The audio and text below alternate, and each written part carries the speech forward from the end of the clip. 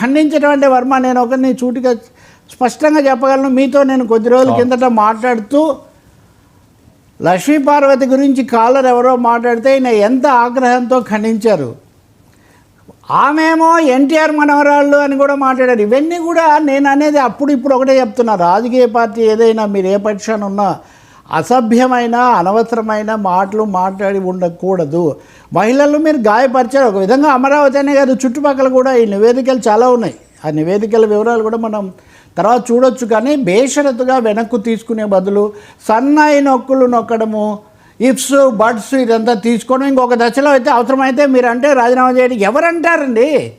రాజీనామా చేయమని చెప్పడం మన పని కాదు, నేనేం చెప్పను కూడా, దీర్ఘకాల మిత్రుడు. అది కాదు ఇక్కడ సమస్య. మీరు ఏం మాట్లాడారు, ఎందుకు మాట్లాడారు, అలా మాట్లాడడం తప్పు అని సుస్పష్టంగా కుండ బద్దలు కొట్టినట్టు మీరు ఖండించారా?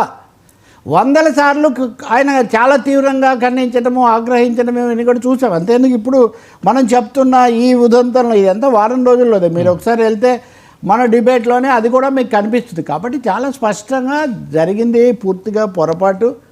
దాని మీద విమర్శలు నిరసనలు వచ్చిన తర్వాత కూడా వెనక్కు తీసుకోకపోవటం ఇంకొక పొరపాటు. ఆ తర్వాత న్యాయపరమైన చర్యలు తీసుకోకుండా దీన్ని రాజకీయమైనటువంటి మలుపు, భావ ప్రకటన స్వేచ్ఛ, పత్రికా స్వేచ్ఛను బలపరిచే వాళ్ళలో నేను ముందుంటాను. అది ఎవరిని జాతీయ స్థాయిలో కానీ ఇక్కడ అది కాదు కదా సమస్య.